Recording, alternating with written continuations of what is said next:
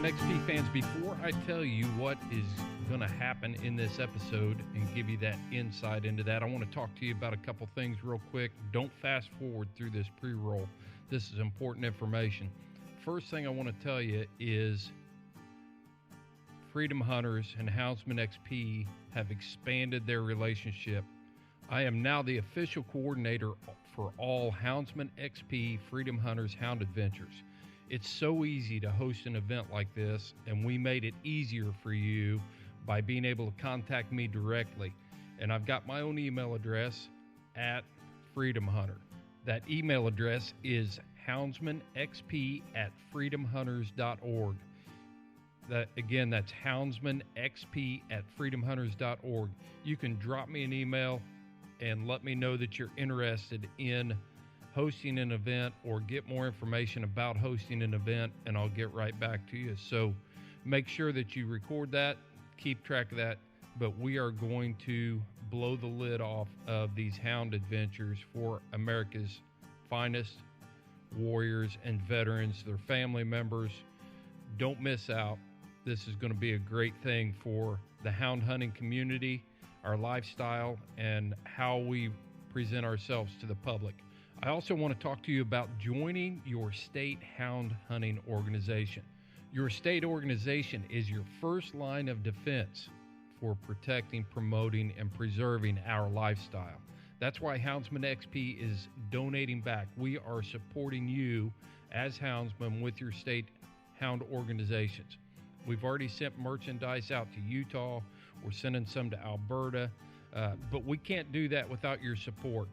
We need you to support us and join those state organizations. But the way you can support us is through our Patreon account. We want to give back to you, the lifestyle. We want to keep the lights on, but we want to invest in your lifestyle. So join us on Patreon.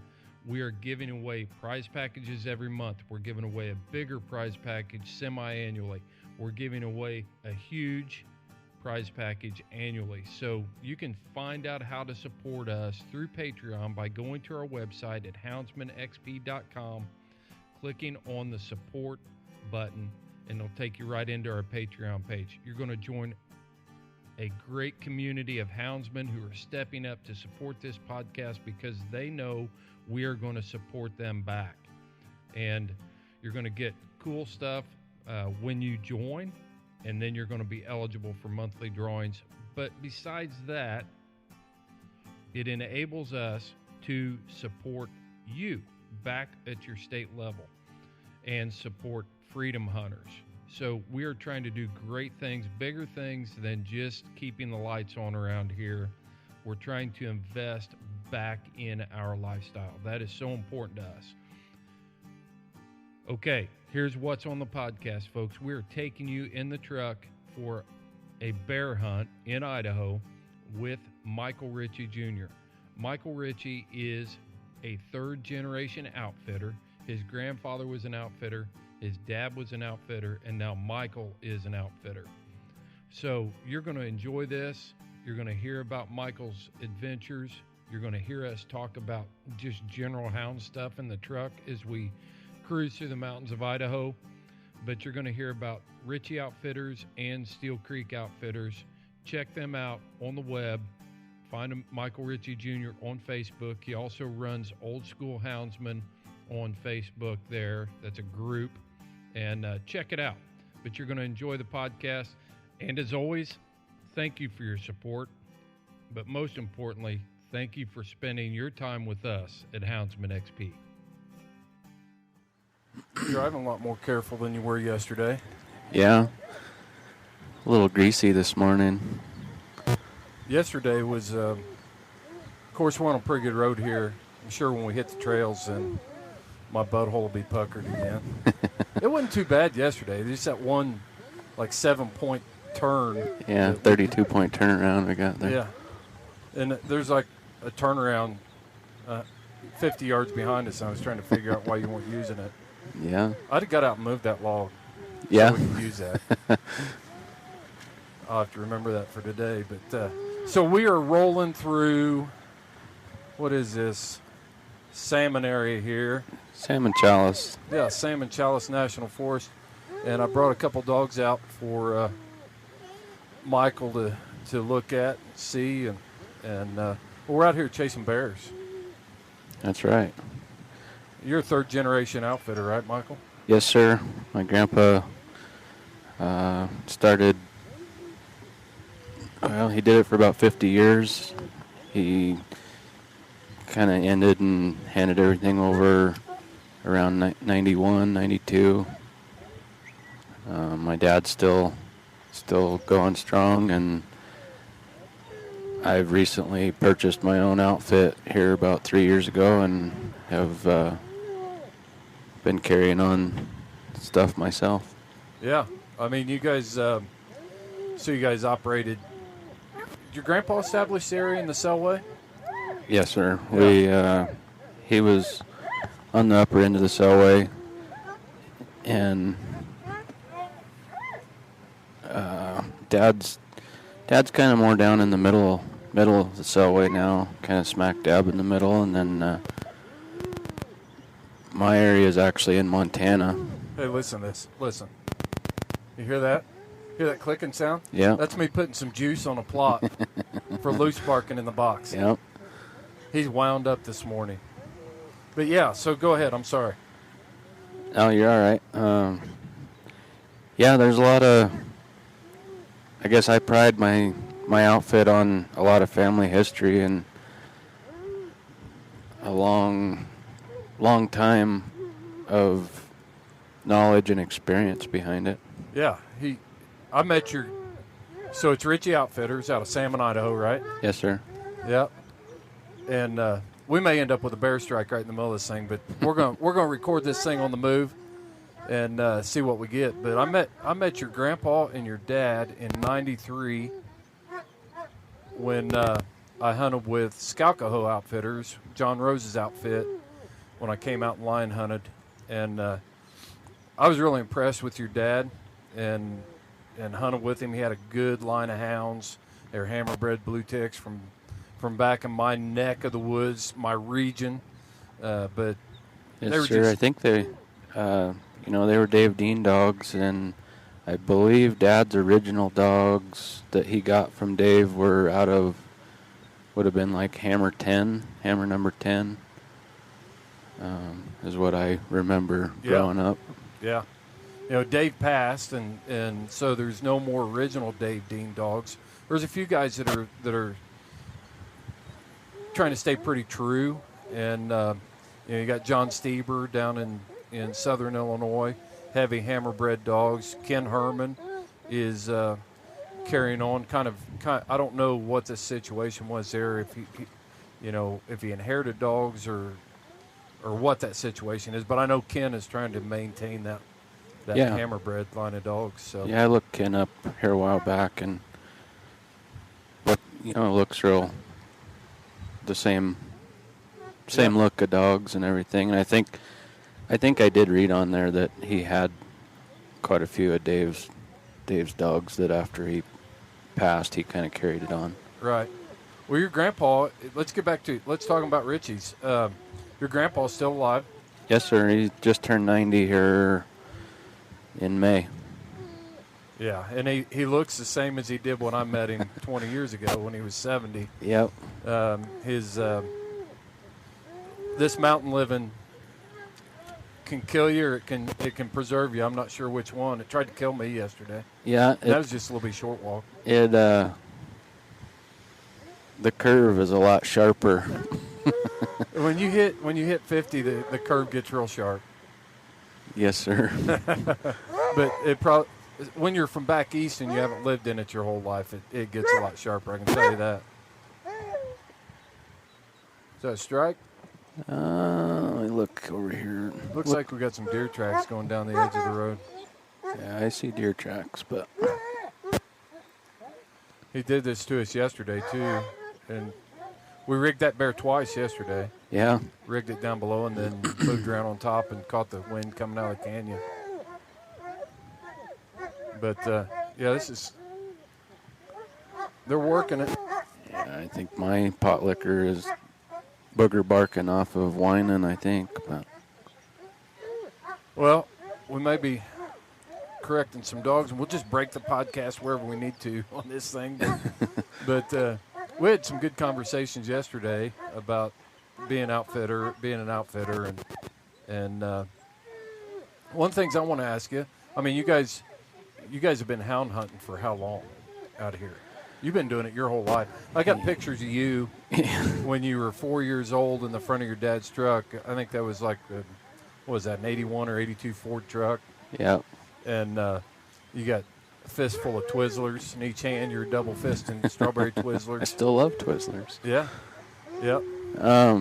Yeah, I know Grandpa had hounds and he ran hounds. I never was a part of, or wasn't old enough yet to be a part of Grandpa running dogs, but I got lots of pictures of him and stuff with hounds. He never had, to my knowledge, never had as many hounds as we have. He always, stuck to 2 or 3, and ran the dog hair off of them. And he caught game with them, right? Yes, sir. And Dad... You didn't call me sir all day yesterday, so don't be putting on the big radio production voice here.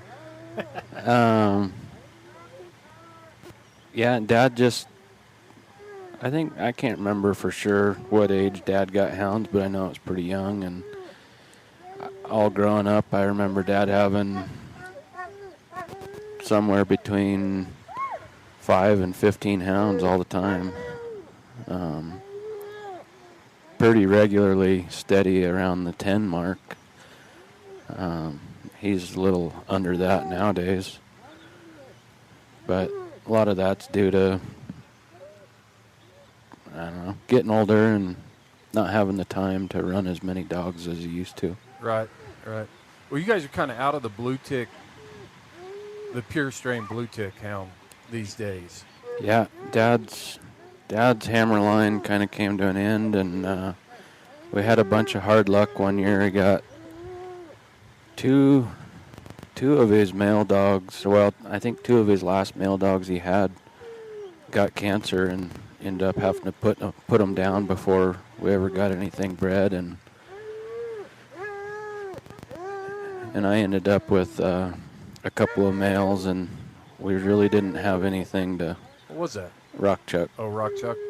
I just saw the tail of it heading off the end. We really didn't have. Oh, we got a rock truck. Yep. We got a rock chuck strike. Trashy plot hounds. I need to tighten up a collar. I'm gonna let this thing roll while I'm jumping out of the truck. You guys are getting. We're gonna give them the full blown experience here. The old trash strike. Yep. Hang on, I'll be right back.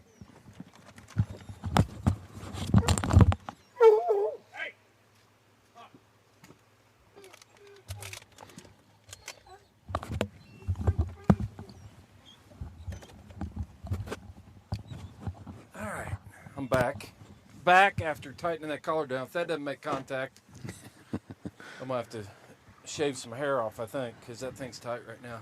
But I'm sorry, what happened to the hammer line your dad had? Dad's male end of it kind of, we lost several dogs in the same year and kind of just didn't foresee that happening. And the males that I had were too close to go back to his females, so I put my last 2 males down about 2 years ago, 2 years ago, I guess. And, I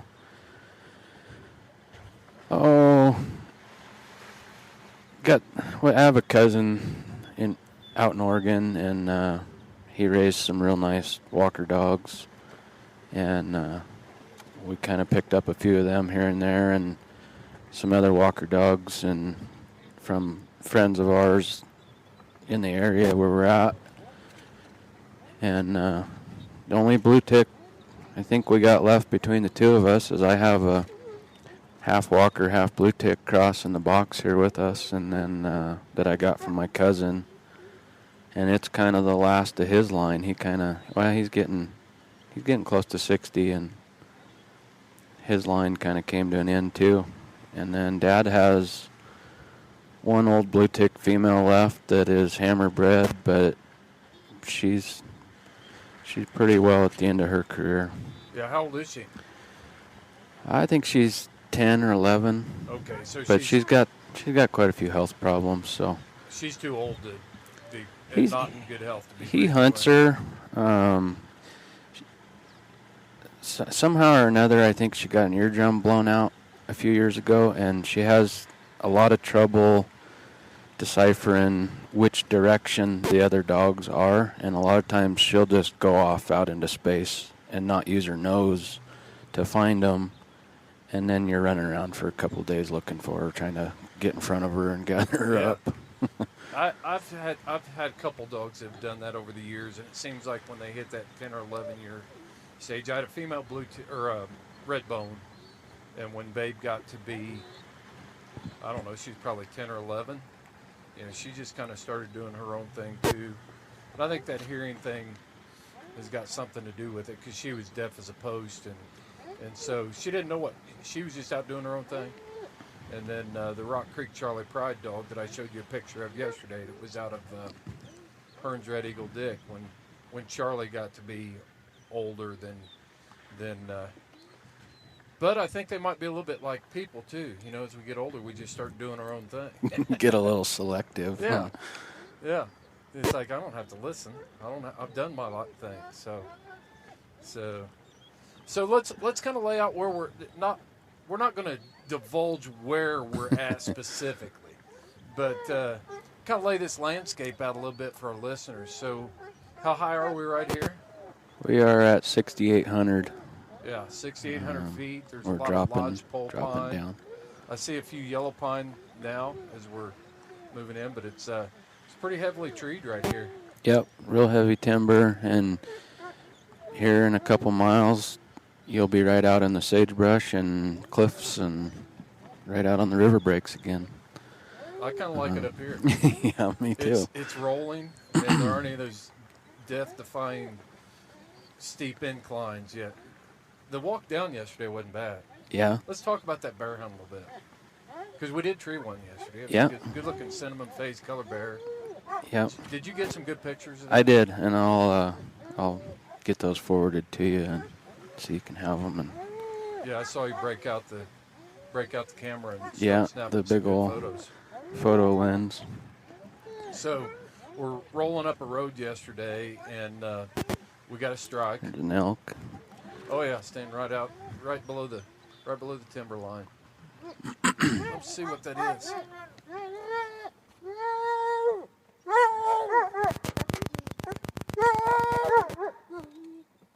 I'm not sure why my collars aren't working, but we're going to have to rectify that, because he's driving me crazy today. Yesterday we didn't have a trash strike on anything. It's a lone cow. I don't see a calf with her. He might be laying there right behind that bush or something. Yeah, she's probably not far from it if She looks she's like she's got still one. a little bit belly down, so she may not have calved yet. Yeah. Her sides don't look sunken in at all. Yeah, nice. But there's a ton of game here. I've been impressed with. We saw bighorn sheep yesterday, and deer, whitetail and mule deer. There's obviously bears here, and we were rolling up that bottom road yesterday, and rigged that bear and couldn't get it lined out. And then we went around on top and got another hard strike out of the box. Not this nervous barking you're hearing in the box right now, but it actually sounded purposeful. And Yeah, I should have kept my lineup I had yesterday. We had a pretty good lineup. Everybody got along and everybody tuned into each other. So this female I got in the box, she's super good, but she's real competitive. She don't want to get beat to a track, don't want to get beat to a strike, and it's aggravating sometimes hunting with other people and other dogs. yeah.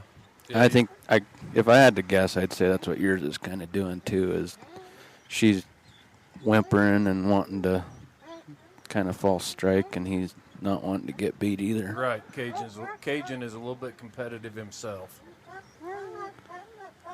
But yeah, we had a good solid strike yesterday, and put 2 dogs on the ground, and they lined it out, and we dumped the rest in minutes later, and I actually think the first 2 dogs had it treed before the other dogs even hit the track. Yeah, that's what my thought was on it too.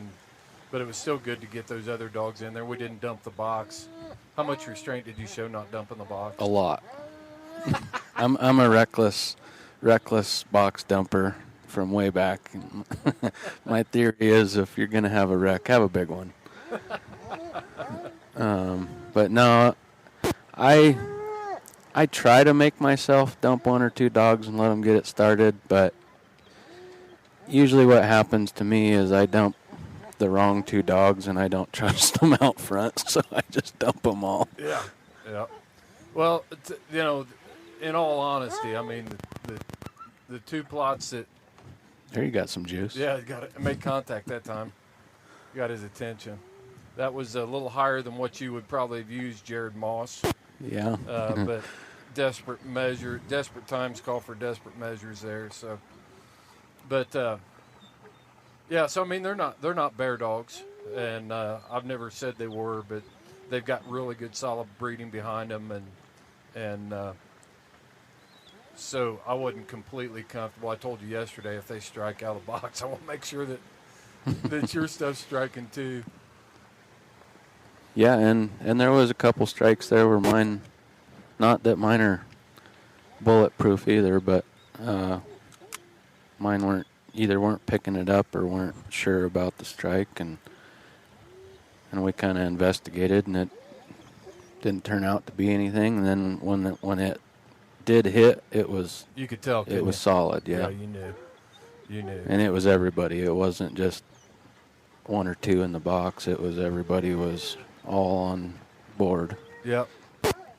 So I'm going to shift gears here a little bit. I want to know about the outfitting business.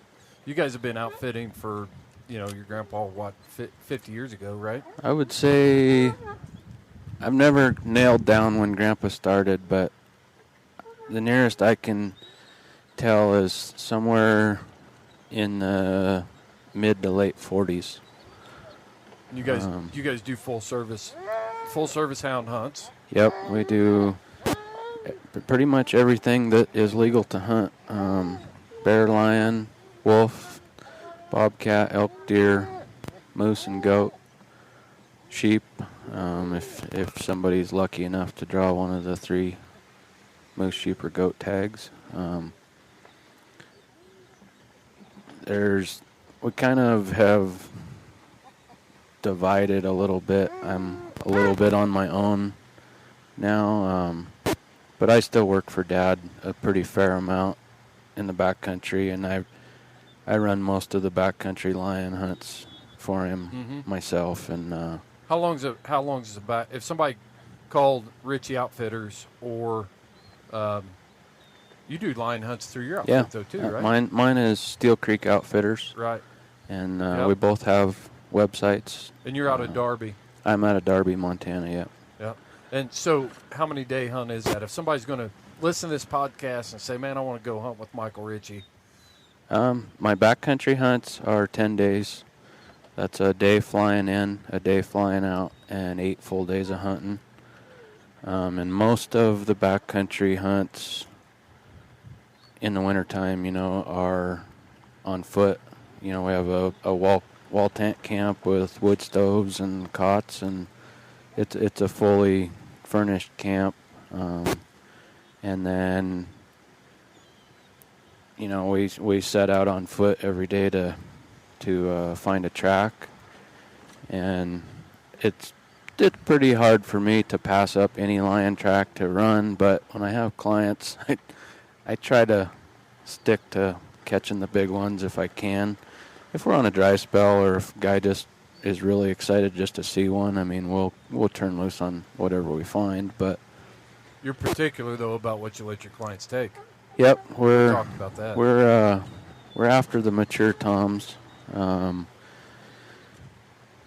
it's difficult sometimes to get people that don't see them all the time to decipher between a young tom that may be pretty big, and for somebody that's never seen one, they all look huge.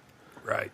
But when you see 10 to 30 of them a year on average, you know, you're getting a pretty good taste of what you have in your area. And like last year, we killed 2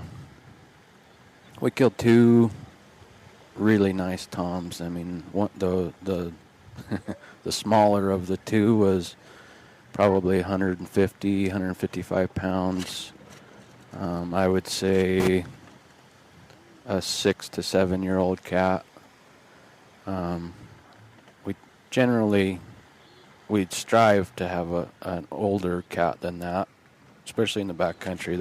Those cats aren't getting messed with. There's virtually nobody but us that are taking them. So those cats back there are getting extremely old in the cat world. Yeah. So tell me your theory behind, taking the mature tom. Well, just on the biology side of it, I guess, and as an outfitter, a lot of guys will determine what they kill by, okay, I quote unquote have this many cats in my area and they're taking too much deer or elk. We kind of do things a little different than that. I mean, that does factor in, but we also make a living off of those cats and truly care and enjoy seeing those cats in our area. So kind of our way of thinking is, as much money as those cats make us and also as much enjoyment as we get out of running our dogs. We like a healthy cat population. And I, cats are hard on deer more than elk, but they do kill a fair amount of elk. Mm-hmm. But we take the mature toms and pretty much leave the females alone unless it's some sort of emergency incidental, got one on the ground and tearing dogs up, or something's wrong with it. Maybe you need to get it out of the right. Well, the thing, that I've followed Richie Outfitters, and you've been a part of that. I'm not trying to take anything away from Steel Creek Outfitters at all, but your philosophy came from how you grew up, and that's why. Yep. And I've been exposed to Richie Outfitters for a lot of years, and followed you on social media. And when you do some checking around, you guys are looking at it more than just. You guys care about hound hunting and those lions. It's more than just a check to you. And I've known of outfitters and heard of outfitters that, have clients booked for a 7-day hunt, and if they tag out on the first day, they cart them out and get the next group in. But you guys are here for the total experience. And to give you an idea, I mean, I've never flown into the Selway, but I've seen plenty of pictures. I was going to fly in with you last year, and we were having terrible weather in the Swan, and you were kind of having marginal weather in Selway. And yeah, it was a tough winter weather-wise. We had a lot of rain, we had a lot of ice, we had a lot of just crummy snow. But when you're back there, you just gotta play with what cards you're dealt. You don't really get a choice because how hard it is to get there. So what do you do? When you get a hunter in that? When you get a hunter that books a hunt from back east, and they're coming out here for this mountain lion experience. Of course, they're standing at your booth at a show or looking at your website, and they're seeing all these big, sexy pictures of lions and romanticizing about what it's going to be like to be in the backcountry. But you get there, and then you have stuff go wrong when you can't get your client the line that he's looking for. What do you guys do with that? It's everybody thinks that, and probably some of this comes from it's mine. Probably some of this comes from, say, some of the outfitters that don't strive to be the way we are. They think, well, hey, he already paid his money. We're good. We don't really care if he gets one or not. And And the way I was raised, the way I was taught to guide, the way everything has been done with us is we want our hunters to be successful just as much as they do, because that's, as an outfitter, that's your resume. Right. I'll bet every amount of money in the world that every hunter that calls me wants to know my success rate. And it's probably my most hated question out there. I'll answer it. I won't lie to anybody. I like answering that question with, this is my opportunity rate. You know, Sure. I have this much That's opportunity instead of, because success can vary so much, and it might not be my fault. You know, like the week that you would have come in last winter, it was terrible conditions. It was, had I been home where I had a choice to run or not run, I probably wouldn't have ran. I'd have saved my dog's feet and waited for better conditions. But when I'm back there, I hunt rain or shine, dry ground. I shouldn't. I get confused. Well, now that I've started listening to some of your podcasts, I've learned that there's a big difference between dry ground and bare ground. Yeah. Yeah. I look at Brett Vaughn's videos and I'm like, nah, that's dry ground. I run bare ground. Right. Right. But yeah, I mean, I don't need snow. I don't need, snow helps. Good snow helps. But it's not a must. I mean, So if you're not gauging your success on animals taken, okay, you say that's your most hated question. the reason I don't like that question is you might have bad weather. There's weeks when you might go 10 days and not see a lion track. And it's not because there's no lions there. It's just they all made a kill or something, and they're sitting there. They're waiting for good conditions also. Yeah. They're not dumb. They eventually they have to move. They have to go make another kill. Mm-hmm. But even our elk hunting and our deer hunting, you might come the best week that I recommended to you to come, and all of a sudden we have an 80-degree week or something, and I can't change that. So what do you do to make sure that they have a good time? So that I was always taught, if you have a good camp, good food, good people working for you, you do everything, or I do everything in my immediate control, that whatever I can fluctuate and change, if as long as that's good and the client that you have sees that, the honest hunter and the true hunter, they see that, and they know that I can't magically appear game in front of them, and they can't change the weather. And so what you're doing is you go in and you provide a good, clean camp. You provide good food. Yep. You provide good service, and you're willing to work as hard as a guy's willing to hunt. Yep. I think that's a key to success for an outfitter. I don't think. Yeah, you can't. There's no sick days, and there's no.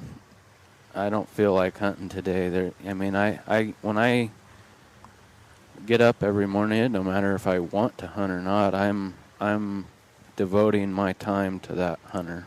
Right. We're gonna have to get the husky out. Yeah. All right. We'll just put the headsets down. This is part of it, man. We've cut trail the last 2 days. Yeah.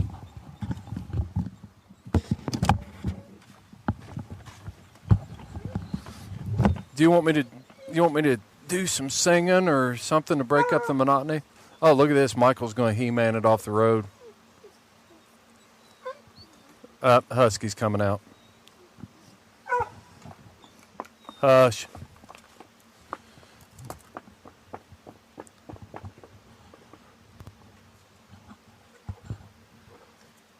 weather looks like it's going to be pretty decent today. It's sunny now and sun's shining. It's going to be about 70-some degrees. I'm going to get off here and help give Michael a hand, not be a freeloader. That was short work for the Husky. Yeah. So that's a real man saw you're attacking there. So you cut timber, too, in the off-season, right? Yep. I fill in my blanks with sawing timber, whether it be in Oregon or Montana. Right. So, yeah, the customer service thing, I don't care what business you're in. You know, you can only control what you can control. And you just got to do your best. And Yep. so tell me, let's talk about this. I want to talk about. So Clay Newcomb did a podcast a couple of weeks ago about how not to be a knucklehead on public ground. Yeah. And how do you not be I'm going to play off of that a little bit because I think how do you not be a knucklehead as a client with your outfitter? Ooh. What are some things that you get? Just probably my biggest advice to anybody that's going to go on a guided hunt is do your research. Make sure you're going with good quality outfitters. But after that, I mean, after you have your hunt booked and you're there and you've made the decision to go with whoever you went with, so you're going with an outfitter because you either don't have the knowledge to go where you need to go to hunt what you're hunting, or you just don't want to have all the stuff to get there. That's what I was getting ready to say. Maybe not everybody's got a backcountry camp like you've got. Yeah, and so what you're paying us for is our knowledge, our experience, your gear, and our expertise at where we're at. We know the country, we know where game hangs, we know, and that some of that changes. I mean, they don't have to stay in those spots, but we're going off of an average of where we found game in the past. So have confidence in your guide, and I had a tough time of it, especially when I was right out of high school guiding for Dad.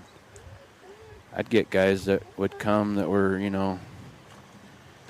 in their, say, late 40s, 50s, 60s, that had hunted quite a bit all over the world.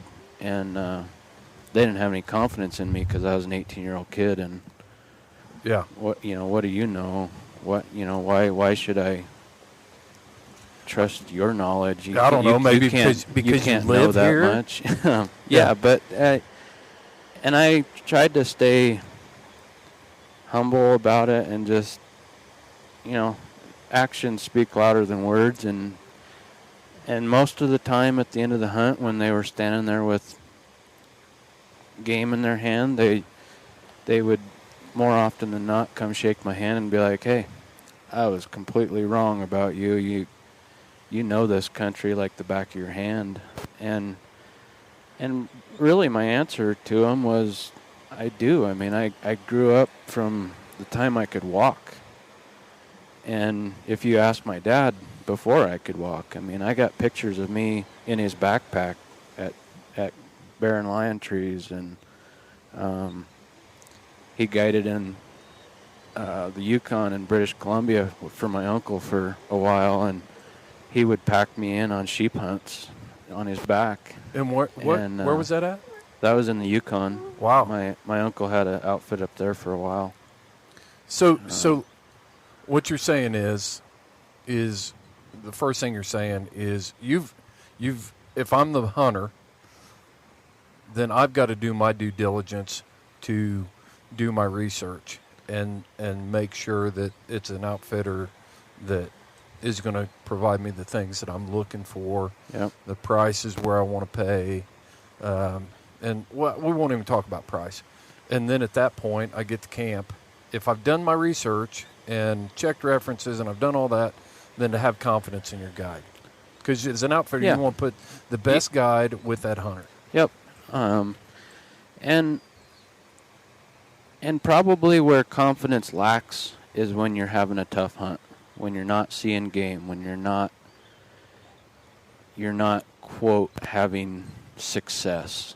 But to me, I love guiding the hunters that their success, their definition of success is they come to our camp, they have a good time, they see the most beautiful country in the lower 48. I can't argue. And the most rugged. I mean, the salmon, the selway, even parts of my area in Montana, it's humbling when you get out here on foot. You're like, God dang, how am I going to get to the top of that? Why would I go to the top of that? I've asked myself the question a few times in the last 2 days. Why would I even go up there? So I mean, it's. I know people pay to come kill an animal, and I get that, and I've tried to put myself in that position where you're like, hey, I'm paying all this money to come kill a bear, or come kill a lion, or an elk, or deer. Am I willing to go home with nothing and not be sour about it? Myself, I don't have the money to go on hunts all over the place, but I'm also going to book a hunt for the experience of just being somewhere where I can't take myself there. I can't do it because of whatever it may be. So just have confidence in your outfitter and your guide. Granted, there's going to be situations where maybe somebody doesn't have the most experienced guide, but they should. Yeah, I mean, you look at it. You've done your due diligence. You've done your research. I booked the hunt. I'm in an area that I've already seen elk from the road, so I know there's elk here. We've treed bears here, and we'll try to keep this hound base. But I know there's bears here. We've seen, and the interesting thing is Idaho allows baiting, so Yep. The baits are being hit, so we know there's bears here. And so now, if I hire this outfitter and he puts me with this guide that goes walking me through the sagebrush out here to try to tree a bear, then that might be a key that I might have picked the wrong outfitter, and then I might have a legitimate gripe. But if I'm in an area that has the game I'm looking for, and then just take it in and experience it. And I guess the way I feel about it, Michael, is if I'm just going to pay to shoot something, then go to a game farm. Absolutely. This is a wild land hunt. And my dad's kind of my dad, and I kind of stole it from him, or carried it on, I guess I should say. But what we kind of promote or advertise to our clients is this is a rugged backcountry hunt, something you can work for and be proud of to hang on your wall. You want to buy, even if it's just a picture. Yeah. If it's a picture from the top of one of these. I mean, look at this. Oh my gosh. Raging creek right here beside us. I mean, it's just roaring. I mean, people ask me all the time if I get bored with guiding or I get tired of it. I don't. And there's some times when you're repeating what you do every single day, and what a guy has to do is, I mean, you just got to pick stuff out that either you've never seen before. And this goes for a hunter too. I mean, you ride the same trail every day looking for a bear or drive around the same roads. Pick something that you didn't see yesterday. Pick something that catches your eye that's like, wow, man, that's you don't see that anywhere else, or you don't see that every day, or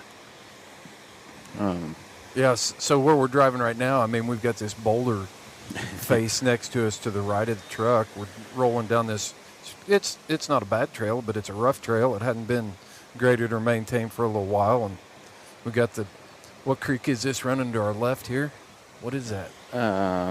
Nappius Creek. Yeah, see, I was testing your skills right there as a guide.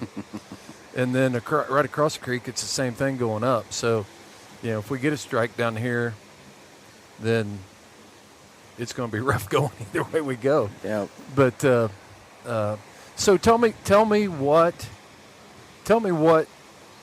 I, as a hunter, what am I doing? What do I have to do on my end to hold up my end of the bargain here? Probably my biggest advice there is be in the best physical fitness you can get yourself in. I can't stress that enough. I mean, and that's one thing that goes back to the success rate. A lot of hunters, not a lot, a fair amount of the hunters that we have, some of their success rate is lessened because of the physical shape they're in. They can't physically do it. And I don't want to scare anybody off, but when we tell you to, train, or I don't care if you go for a walk for a mile down your concrete jungle street every morning, that's doing something. Right. Do what you're saying. Look at it this way. You're paying all this money to come. This is how I would look at it if I was going to buy a hunt from somebody. I'm paying all this money to go hunt with them. I'm going to do everything in my power for my success, for my lack of success to not be my fault. Mm-hmm. So get in shape. I talk to guys on the phone and I'm like, what kind of shape are you in? And they're all like, oh, I'm in great shape. Yep. And it's nothing against the guy, but I do ask weight and height, and because I got don't a scale right there by the phone. It's like, hey, the national health standard says you're obese. Stop eating Twinkies. I don't judge anybody. Oh, okay.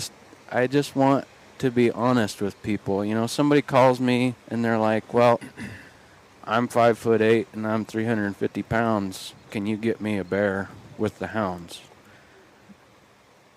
I can answer that. I'm going to pretty much say this hunt's not for that guy. Yeah. Now, if he's 6'8" and weighs 300 pounds and he's looks like the Iron Giant, I might be able to get that guy something. But realistically, I don't want you to waste your money, and I don't want you to waste our time if you're not, if you physically can't do it. And I don't want you to get here and be like, oh my God, what did I do? Right. Because you can't take it back. We try to work with people that way, but do your research. Call our reference list and be like, hey, how tough a hunt is this? Most of the guys that have hunted with us are going to go, man, you better put your walking shoes on. You better get in shape. Go hit the Stairmaster. Go find a skyscraper and take the stairs, not the elevator. I can tell you where I live. I live in a valley, and most people think Indiana's pretty flat. Where I live, it's not flat at all, and compared to here, it's flat. But I was putting the pack on. I knew I was coming out here, and just trying to stay in shape. Just generally, I was putting the pack on and hitting the ridges and the hills and making doing hill reps and different stuff with weighted packs on and throwing the sandbag around and just trying to stay in shape. And then yesterday was not a hard walk at all. The walk-in was easy, but this grade coming out was steep. And even though it was only 400 yards, I think I told you then, I said, there isn't a whole lot that I could do at home to prepare me for this. Exactly. And I've had guys. So that's where the mindset has to come in. Yep, you have to, and you got to get creative. Guys that call me and ask me that question, what can I do to get in shape? You know, I know,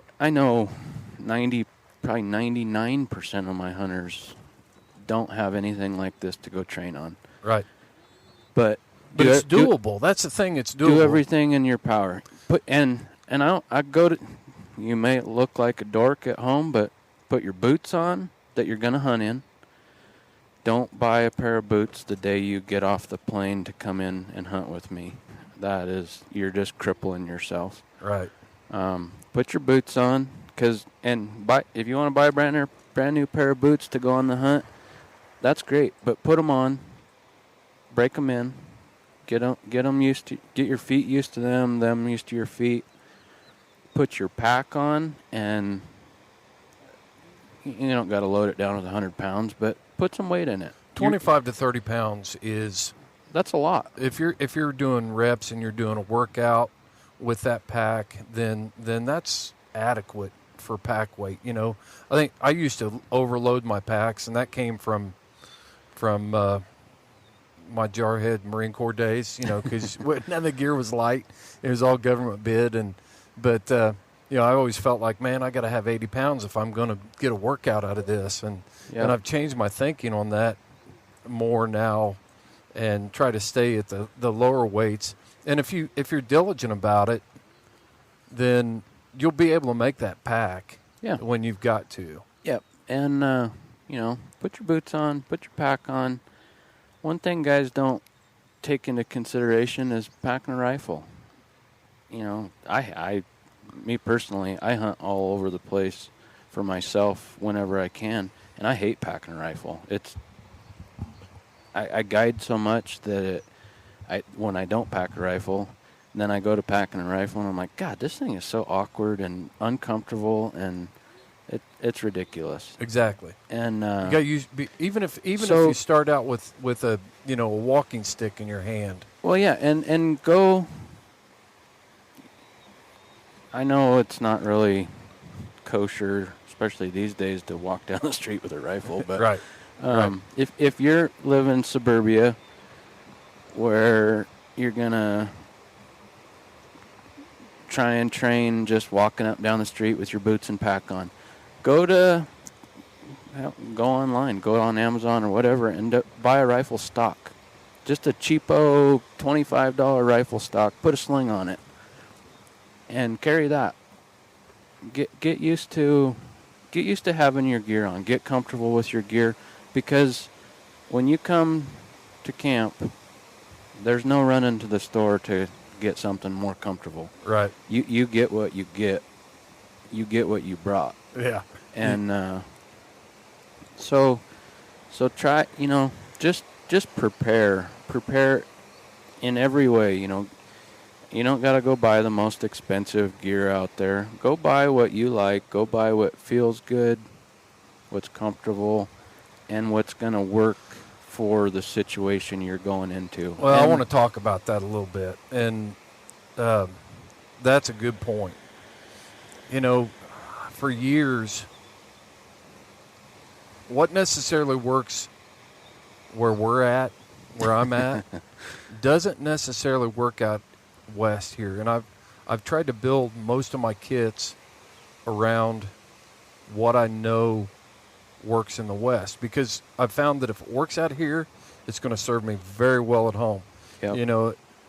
I used to be a Carhartt bib guy, and I still wear Carhartt bibs when I'm hound hunting and stuff, and I'll wear chaps and the frog leg waders, but I've found that, and I'll go back to talking about hunting with your dad 27 years ago or whatever it was. The thing that struck me was the wool. Wool is phenomenal. He wore Malone pants. I was wearing like a Belgian surplus wool pant at the time. But you can learn a lot. You guys live in this environment every day, and I hunt with a lot of people back home that pile on layer after layer of cotton, and they get soaked, and then they're miserable the rest of the day. So if you So take some advice from your outfitter on what kind of gear you should get, and then if you buy good gear, you buy it one time. Yep. And I have heard that, I mean, guys they'll look at our recommended gear list and be like, well, wool, what? I don't understand. I'll never use that anywhere else. Wool's itchy. Wool's itchy. Well, I use wool every day. If it wasn't summertime, I'd probably have it on right now. But wool is proven, and it has not ever decreased in performance. Yeah. The best thing about wool, yeah, it is heavier than all these new gears coming out, but wool will keep you warm when you're wet. Yeah. And a lot of times wool will keep you pretty dry, especially if you have a good base layer on. We're gonna go the other way. I changed my mind. It's all right. Yeah, and we've done some podcasts on gear and with First Light and Kevin Harlander and so. But yeah, I guess the point I was trying to make was, you say bring what you like, but sometimes what you like isn't always the most functional thing that you can get. Get on your outfitter's website and look at their recommended gear list and quiz them about it. Why do you wear this? What makes this better than, say, what I like to wear? Mm-hmm. And build your gear from the ground up. Start with your feet. That's the most important thing. I can't stress enough about having good footwear. If you blow out your feet, you're done. Yeah. There's no other way. I mean, you can have sore back, you can have sore legs, you can have sore arms, but if your feet are good, you can continue. But if you spend good money on anything, spend it on footwear. Get good footwear and put a good sock in that boot. Yep, Get rid of the freaking cotton tube socks that are going to rub blisters and rub the skin off your feet. I love these socks to death. I wear darn tough socks. I've heard good things about them. They're merino wool. Yep. They're not hot. You can get them in any thickness pretty much that you want. Mm-hmm. And they guarantee them, if you get a hole in them, you can send them back and get a new pair. I've done it. Because I wear stuff out like it's going out of style. Well, you're spending like 40 days at a time in the backcountry. So you're like the most extreme, one of the most extreme outfitters I know of. A few years ago, I was in camp, sitting there reading this magazine, and on an off day or rainy day or something, and I read some statistic that the average person walks X amount of miles a year, and I was like, wow, that's not very... Well, at first I was like, man, that's a lot. And then I got thinking about it, and I'm like, no, that's not really a lot. And so I got this wild hair. I had a Garmin GPS dog tracking system that I had just gotten kind of when they first came out. Yeah. And I was like, you know what? I'm going to track my miles for a whole year. Just hunting. Just hunting and guiding. And in one full year, whether it be chasing my hounds or horn hunting or chasing elk, deer, I put on, and I can't remember down to the exact mile, but I put on 2,700 miles. On your feet. On my feet, and take into effect that that's mostly vertical miles. Oh yeah. Well, there's some and I don't truly know how accurate the Garmin would be tracking those miles. I don't have any other way to test it against that, but you're not counting truck miles right now because their Garmin's are on. Yeah, no, I don't. No, I don't count that. I'd throw in some truck miles. I might hit 2,700 if I throw in some truck miles. It was tough. I had to train myself to look if I got in the truck or got on a mule or a horse, I had to train myself to look at my GPS and go, okay, pause my miles right there, and I'll take some miles out. Well, that's at the end of the day. That's so funny because with smartphones and it seems like 10,000 steps a day is what everybody tries to hit. Yeah. They think they're a hero if they hit 10,000 steps a day. And yeah, I got this fancy dancy Garmin watch for my wife for my birthday. Does it alert you when you hit 10,000 steps a day? Well, it changes the goal. If you bump your goal every day, the goal keeps going up. Right. And she got it for me because I kind of am I don't know what you'd call it. Just I'm competitive with myself. I try to beat myself all the time. Yeah. And when I started tracking my miles with You're my a nut. GPS, she goes, "I'm going to get you one of those watches that tracks your steps." And right. I'm like, "Oh, this can't be accurate." And so I was counting my steps in my head one day, just watching the watch rack them up, and I'm like, maybe it's fairly accurate. I mean, there's going to be some inaccuracy there somewhere where you might be walking a little faster than what the measurement you put in there, but So what do you average in a day, right? When you're hunting, what do you average in a day on steps? Just because that's what seems to be what somewhere between 10,000 and I want to say my high last winter was like 32,000 steps. I was going to say 30,000. I looked at it and was like, "Oh my God, no way!" And the one thing I didn't like about this is, it has an app that goes to your phone that you can go on and look at all your statistics and stuff. And that's to make you feel guilty.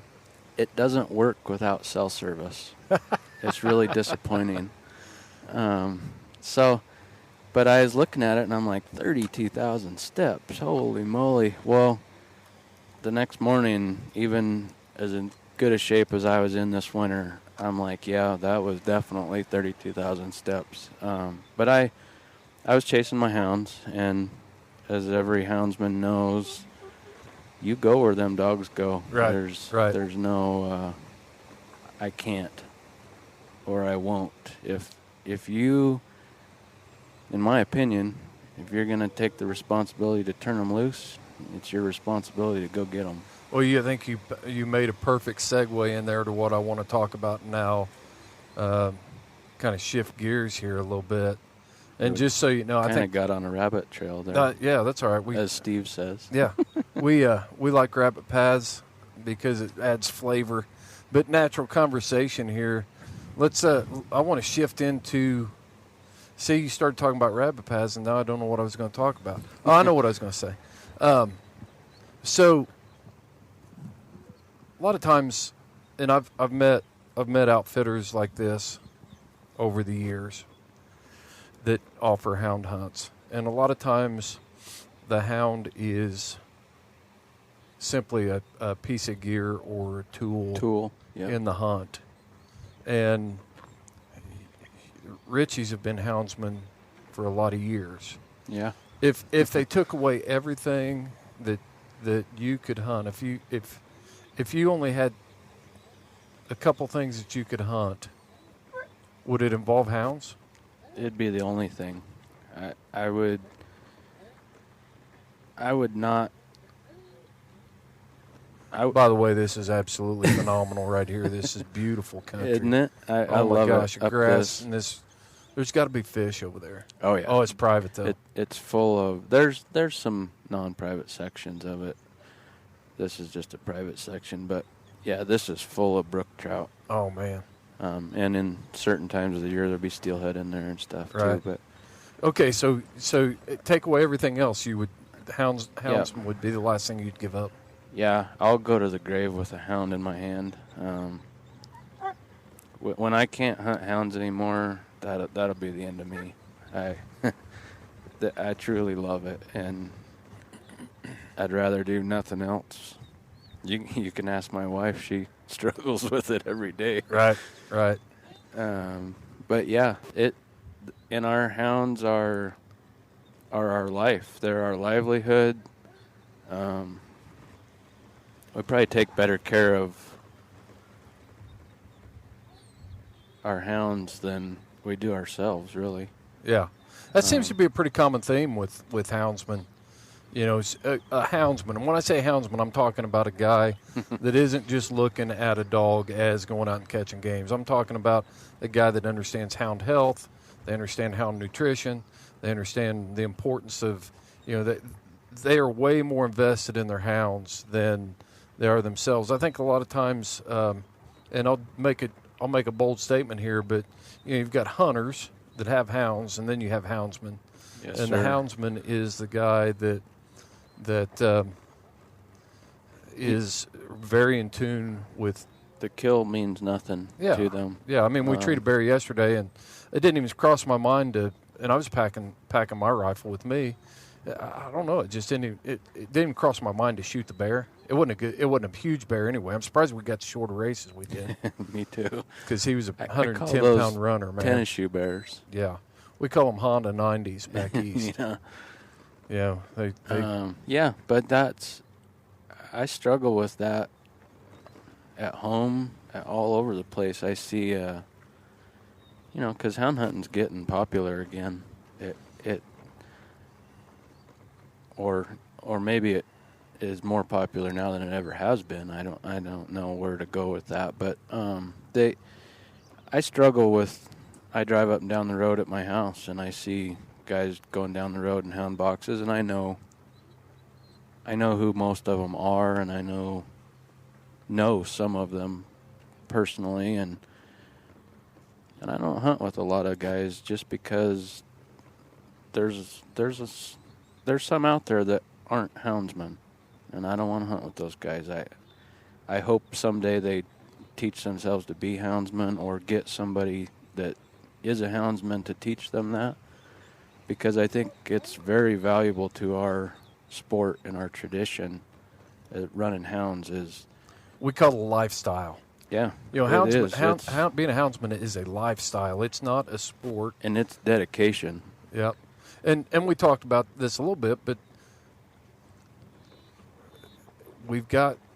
I'm going to put you on the spot before eventually here, but you know, it's a lifestyle, and we can tell by what's going on around our country that trying to talk about it as a heritage or a sport. I mean, we're tearing down historic monuments all across the country. Whether you agree with that or not, it is happening. So that ought to give you an idea that nobody cares if your grandpa ran hounds.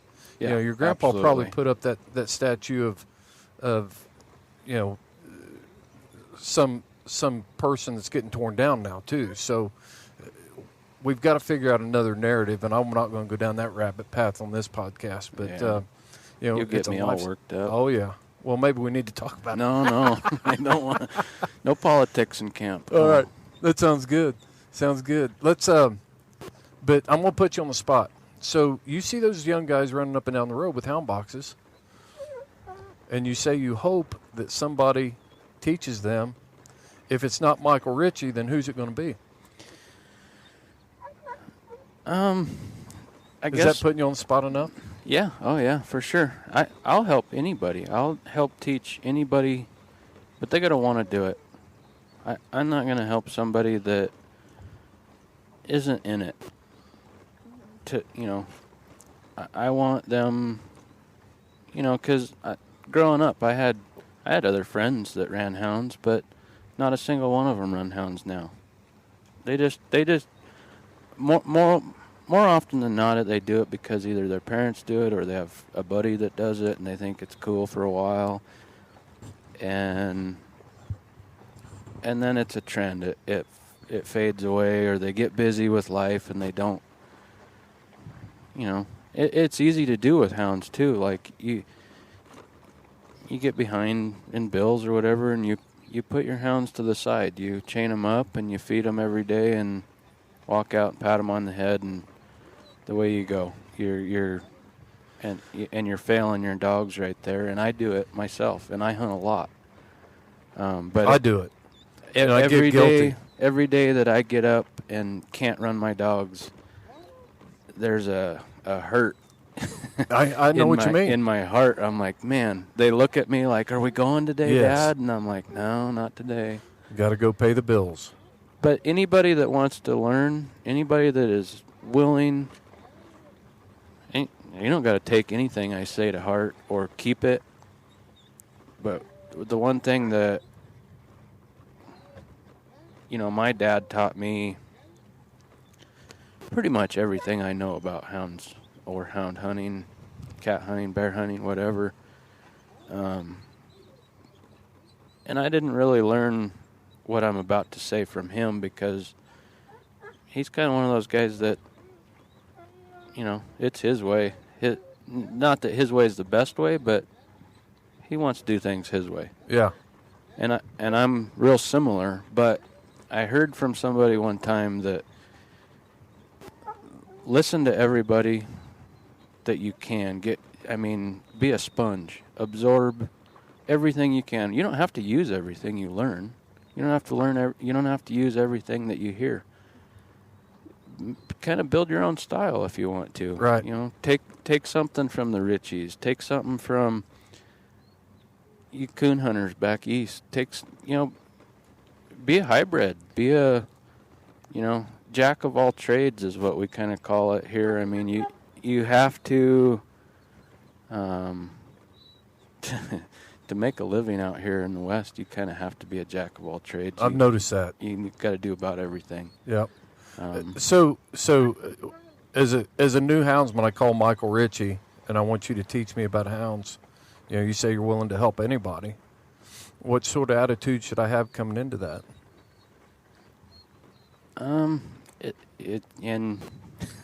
If I show up, this is tough because I know where you're headed with it, and houndsmen are greedy, and houndsmen, even guys that are willing to teach somebody, you have, and it goes back to your Clay Newcomb deal where don't be a knucklehead type thing.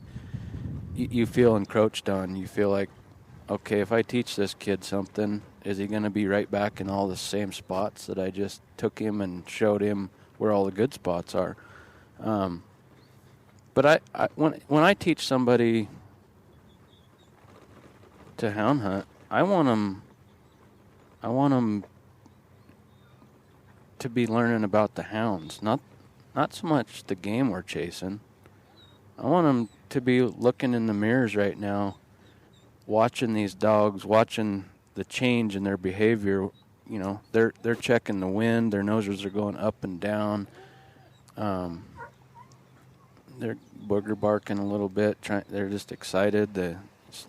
This female I got in the box, she's been in heat for a couple weeks and hasn't got to run at all, so she's fresh. And I want them watching those changes. And I'll give you a little bit of an example. My grandpa is known all over as the mule man. Yeah, we talked about this. Back east, yeah. Joe Richie Mules, he's known as the mule man. Yeah, and I'm not quite the mule person he is. I'm probably not even the mule person my dad is. My patience for horses and mules lack a little bit. But I watch these guys training horses and training mules, and not even my family. But I watch them, and these guys are seeing these subtle changes that the normal eye doesn't catch. Right. And I guess in a way you could say either you have that or you don't. You can't really teach it sometimes. But I would like to be a better horse or mule trainer. I just don't. It's not where your passion lies. Yeah, that's most of it. But I have a hard time picking out that little change where you just made ground and you need to build on that. A lot of times I'm like my old male hound that we had yesterday. I overrun the track a little bit, and then I have to back up and figure out where I screwed up. Right. So somebody that's gonna. So to transfer, before we leave that point, let's transfer that back into hound training or hound hunting. And I'll use the example. You know, like I said earlier, the 2 plots that I have are not bear dogs. They're here to become bear dogs. They're young. And it's hard to make them that in Indiana. So when I look at what they were doing yesterday, and I look at how they behaved and how they reacted to certain things. You know, here's Cajun, and I watch them in the mirrors, and I see those noses going up and down. They're staying vigilant. You know, you get a strike, and then we cut loose. Man, he's beelining in there. And I'm evaluating that hound the whole time, and I see those changes. So I'm gauging the success of my day, not necessarily on, you know, we caught a bear, so now I've got a phenomenal bear hound. You know, I'm looking at the parts of that Is that he made learning? it a success. Is he learning? Is he Yes. advancing? Is he Yes. not?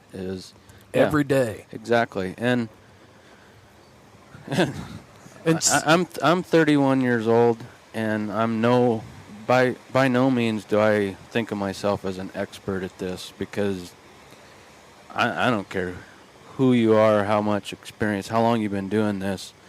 If you're not learning from your hounds every day, you're missing something. Because an old guy that I shouldn't call him an old guy. He's not. He's older than me. Always told me that. let's just clarify. How old is this old guy? I knew that was coming. Yeah. I shouldn't have said it. So how old is he? Like 50? 51? 56. Okay, he's older 57. than me, so we Yeah. can call him an old guy. There we Let's go. call him an old guy.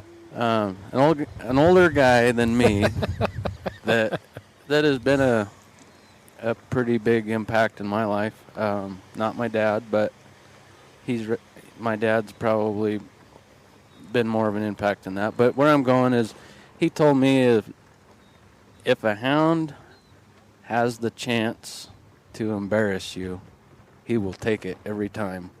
And it can be your best hound, it can be your worst hound, it can be everywhere in between. But no matter how broke they are, or no matter how green they are, given the right opportunity and I kind of see myself as the same way. Like there's things that you shouldn't do, but boy, it'd be fun for a little while. Yeah. Until you get caught. Right. That's just where personal discipline comes in. But, you know, we used to talk about this in leadership training when I was a conservation officer. And that was one of my jobs, was to teach leadership training. But the worst thing you can do is get into that situation where you feel like that you have it all figured out. And I used to describe it like this. You know, you step up and it's like, I have arrived. Yep. You know, at the point that you do that, you might as well sell everything you've got. You've decided that you can go no further. There's nothing more you can learn. So why are you staying in it at that point? Yep. Is it for your own ego, or is it for this? But when you're a houndsman, you know, I come out here and I've been hunting hounds and owned hounds longer than you've been alive.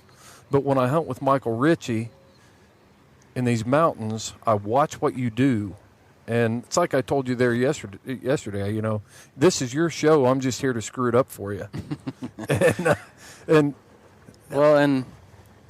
I'll give you some little examples on kind of where I was headed with what I said about them embarrassing you. You know, it was kind of directed as, just when you think you have it figured out, they will throw a curveball at you. You know, last winter, I've never, ever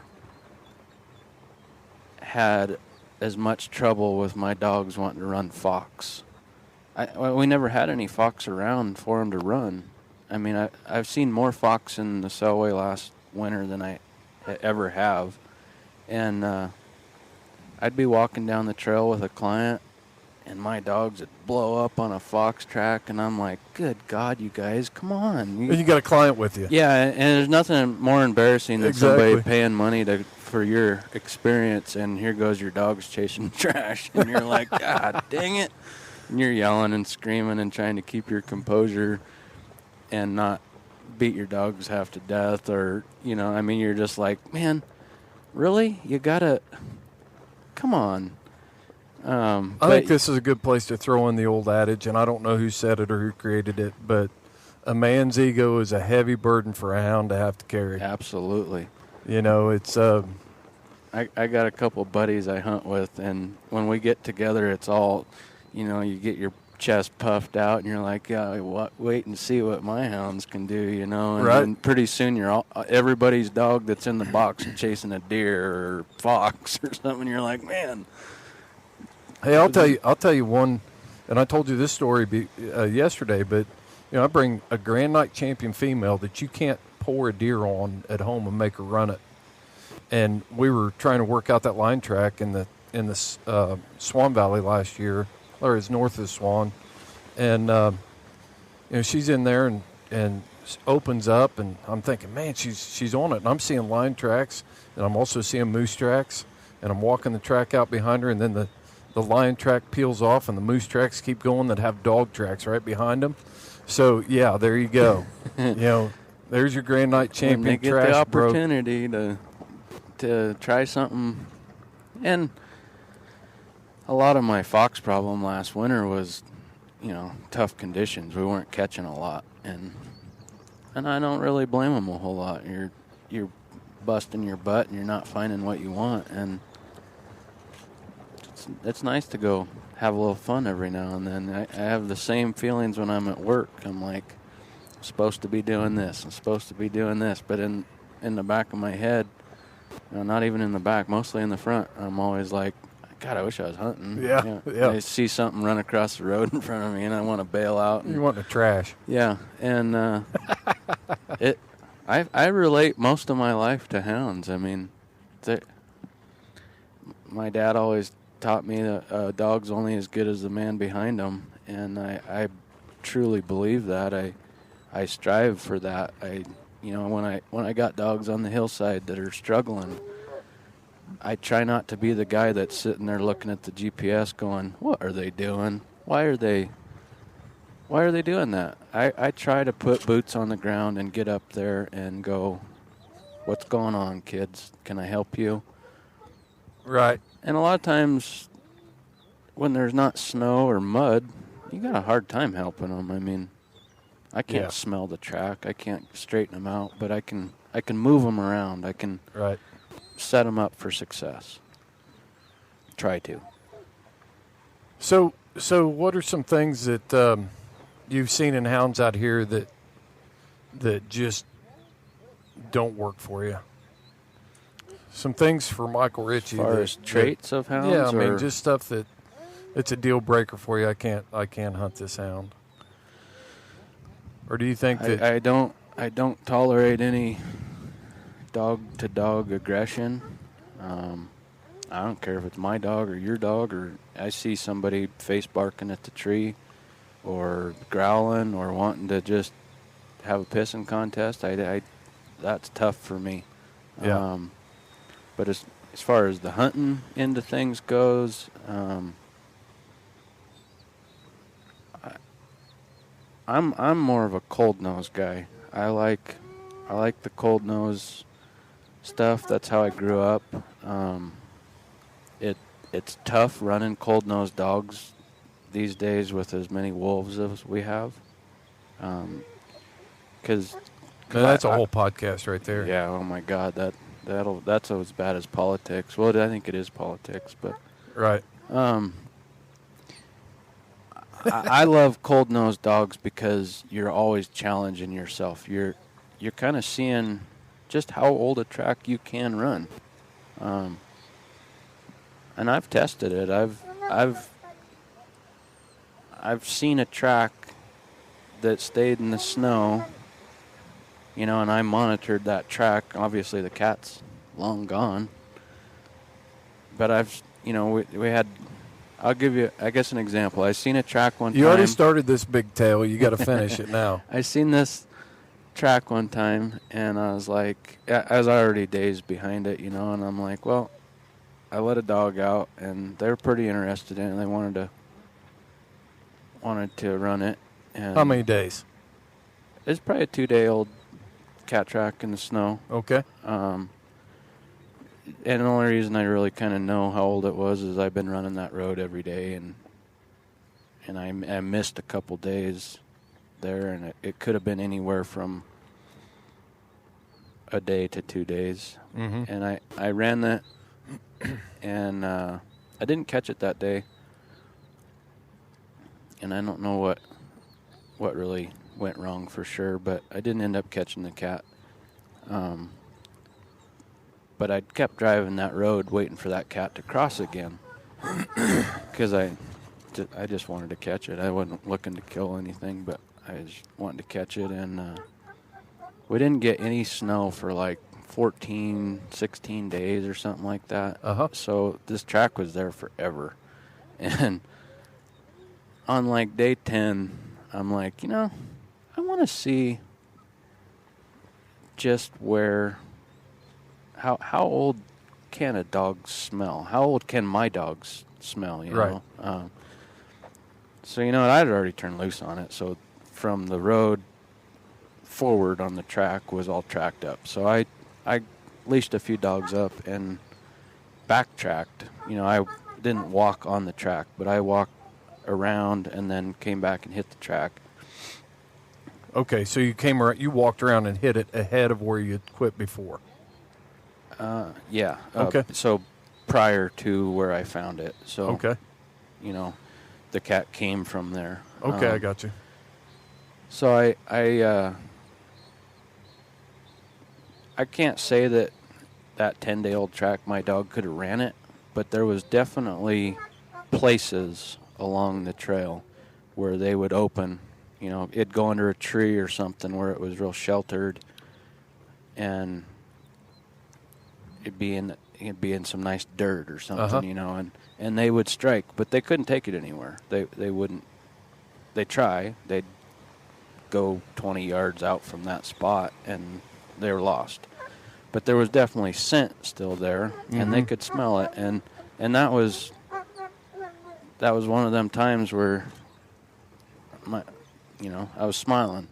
I was like, my dogs can still smell that. I couldn't have caught it. Dogs But knows. I could have tried it. Dogs knows, and we talked about this early on when we started producing this podcast about the ability of a dog's nose and how we can't even comprehend how that dog's nose works. But the thing that amazes me is the fact that guys don't study and learn as much as they can about the way a dog uses its sense of smell, its scenting ability and how that thing works. And I mean, that is your number one asset to being a houndsman is your hound. And if you don't have some working knowledge of how that dog's nose work and how scent interacts with its environment and things like that, man, you're defeating yourself, right up front. You're holding yourself back. Yeah, and I like what you're thinking there about, I'm going to go back and I'm going to look for myself and see if this is even possible that they can smell any part of this.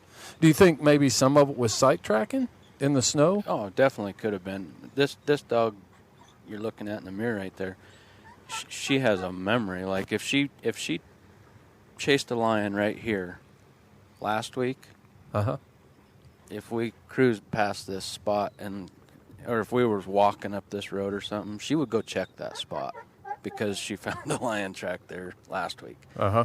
She might not necessarily go run that old track. Yeah. But she would go check that spot and just to see. But yeah, I mean, probably a lot of times me trying to run old tracks, I'm setting my dogs up for failure as far as catching something. But I'm learning from it. They're learning. It's no different than where where our world is right now. You're getting participation awards and stuff, and Thought we weren't going to talk politics. we're not. I'm just. Nobody knows how to win and lose anymore, and Right. and I think a hound does have to learn how to lose. You can't win them all. Right. You can't treat everything you turn loose on. I want to. I really do, but it's not probable. I guess it probably is possible, but it's not probable. Rock chuck strike? I think probably looks rock chucky here. It does. It does. But Let's just cruise a little bit. I'm gonna let him. This is where we're gonna test the success and failure thing, because I can't prove that he's trash striking right now, and there very well could be a bear in here. definitely. This is kind of what he did to us yesterday, and so I don't want to be blasting him for trying to do his job. It's kind of the cops and robbers deal. You gotta prove where you're what you're getting them in trouble for. That's right. That's right. Because I've been wrong more than once. With the law or with hunting? With hunting. Oh, okay. We won't talk about the other side. Yeah, we'll stay out of that. But we did that off the air yesterday. No, I mean, I've scalded dogs for when they were doing right, and I was 120% sure they were doing wrong, and I was wrong. Look up There here. we go. This will be a good trash strike right here. This will test we've got deer standing in the road. Yep, and I don't think they've seen them, so it'll be good for scent test. Yep. See if these trashy plots blow up on this. That's enough of an open for me.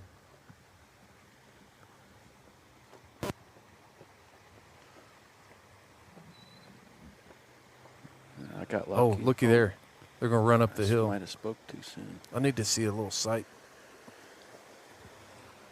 Yeah, they've got their heads sticking out this side now. He's looking at them. Cajun is? Yeah. Yeah. I want Diablo to stick his head out. Let him see him.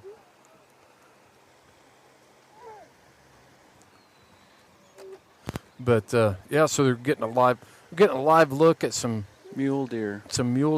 And some actual on real time trash breaking type stuff. If I was real gutsy, I'd go ahead and pour those plots on them and see what happens.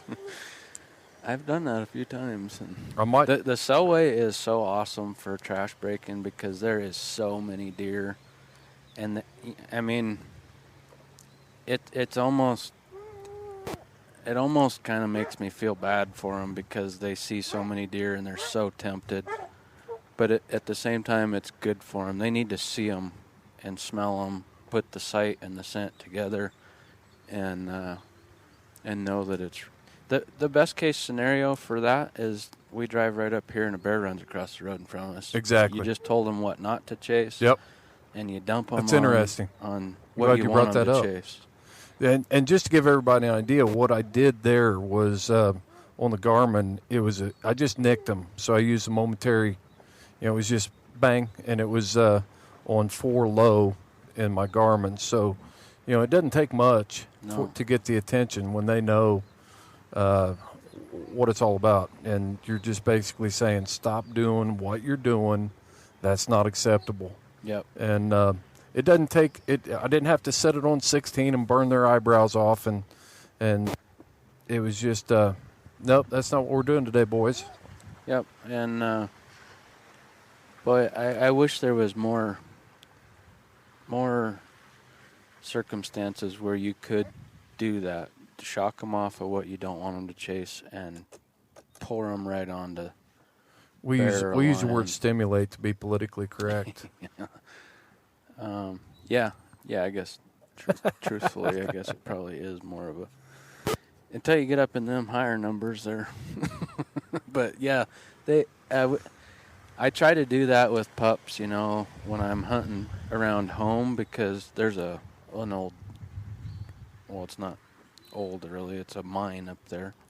They mine for cobalt. Yep. But a lot of times when I'm at home, if I got some pups that I want to train, I drive around and find lion tracks. And then once I have a lion track found and I know it's fresh, Mm-hmm. I'll go race around, try and find some deer and test them, you know. And if they want to run them, I'll let them run them for not very far, but enough to let them know that... To have some buy-in. Yeah. It lets me know that they're vested in wanting to run them, and then I get to let them know that it's not okay. Then I load them in the box and haul ass back to... Your lion track. My lion track, and go, here, this is what is okay to run. And I wish you could do that all the time, but it doesn't always work out. Right. In my favor, but I do it a little bit different. I want them to know right from the get-go that, so if I'm trying to break a dog from deer, you know, I might find some deer out and I'll put them on a long line the first few times I do it. It's a little easier for me to do it because I'm talking ag country. Yeah. You know, I'll find a bean field or a picked bean field and find some deer in it. You know, it'd be hard to run a long line out here, but as soon as they start showing interest in that, then I give them the verbal correction, tell them no, and follow it up with a light stimulation. Yep. And I just increase it until they understand that that's not what we're going to do. Now, if you do that every time, your dog's going to learn that when it's on the long line, that it's just simply not going to hunt. Yeah. You know, it's not going to try to run anything. You can break them of everything. And then you take them back and you give them that positive reinforcement right away. So, yeah, the only thing I differ on is how much I don't want them to have any investment in running the trash. Yeah. And when they're little, I kind of do similar to what you're saying. You know, they'll be on a leash, and I'll let them stick their nose in a deer track or whatever, you know. And I'll let them get that far. Make sure that's, as long as I try not to correct them unless they keep sticking their nose in every, you know, they're following that deer. Sure. If they stick their nose in that track and pick their head up and go on, leave it, I'll leave it be. Yeah, because I've seen dogs do that. That's right. I've seen a lot of dogs do that. I've seen your dad's dogs do that. We were walking out from a lime tree one time, and it was either Hammer or Ike. One of them was off leash. Of course, they were always off leash, but they were walking there by us, and he was sticking his nose in every elk track as we went. He wasn't wanting to run them, but every time he'd come across, he'd stick his nose in there and he'd check it, and he'd just like, nope, that's not it. And, funny story. That little Walker female I had with us yesterday, last winter, that was around New Year's. I chased a big Tom lion. I ended up catching him, but it was a good learning experience for her and me. I had this other blue tick female I got with her, and she was real young, hadn't been on much races at all, and she kind of bowed out of the race, didn't follow along, and kind of came back to me. But that Walker female, she cold trailed that lion for probably 2 miles up this canyon, and we were lucky enough we could ride the snowmobiles up, kind of paralleling her, and she got up there in these kind of bluffy, cliffy stuff, and just quit and came back. And I just was like, that's not like her. Like, I don't understand. She doesn't just quit without, you know, a reason or something. Mm-hmm. So, of course, I put my pack on, get this other dog out of the box, because I'd put her back in the box and drove up to where she was, and I hiked up there. I'm like, I had another guy with me, and he'd hunted some hounds a little bit, not a lot, but he pretty much bowed out when we seen the track. It was too old of a track for him to, he didn't feel comfortable turning his dogs loose on it. And, and I kind of had a pretty good idea how old the track was. It was about close to 24 hours old, maybe a little less. Mm-hmm. But it had a lot of snow in it. I mean, it had like 4 or 5 inches of snow in it from that night. and but they would stick their head all the way down in the track as far as they There could goes go. grouse. Yep. That's an endangered species east of the Mississippi. Yeah. Seriously. We got a pile of them here. So Was that a spruce grouse? That was a rough grouse. Rough grouse. Okay, rough grouse are what's. That's why I didn't recognize it, because they're endangered back east. Yep. And they're a lot smaller and brownish colored. But anyways, this Walker dog I have, she's real young. She's just turned 3, maybe in like February. She's pecking this track out, and just stopped. So I couldn't handle it. I walked up there, had to go see why she failed, and this is kind of where the man behind the dog comes in. If your dog quits and you don't know why, and you don't have the curiosity to go find out why, then you just missed a learning opportunity there. That's between you and your dog. Yeah. So I put my pack on, walked up there, and I'm a poor loser too, so I couldn't let my buddy see me lose, so I walked up there and I'm following this cat track that she had been following, and it's going along, and this cat's hunting up through the rocks and stuff, and it comes up on top of this rock, and there's 3 elk beds there, and then the track just disappeared, and there's a tree right there with a cat track kind of at the bottom of it, and I'm like, well, did she tree it and not locate it? The cat track never was running, so I ruled that out pretty quick. I was like, well, there's no way she just walked up behind it and treed it and didn't locate it. But so then I started investigating, and she kind of wasn't interested anymore. She kind of acted like she couldn't smell it anymore or whatever, and she's probably my least cold-nosed dog I have. Uh-huh. So I wasn't overly surprised that she was not smelling it real good, because she didn't go burning down the track when I turned her loose. She was working pretty hard at it, and so I started investigating this cat track, and it was definitely hunting these. They were bulls. There was 3 bulls in there, and big bulls, and this cat made kind of a couple circles through these elk beds and then walked step for step, and these elk tracks were pretty frozen, so the cat print wasn't making an impression.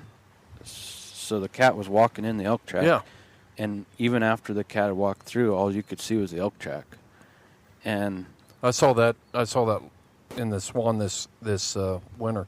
Yeah, and I kind of think they do it for stealth reasons. I do too. They're not busting a new track. They're not breaking their own trail. And so it took me.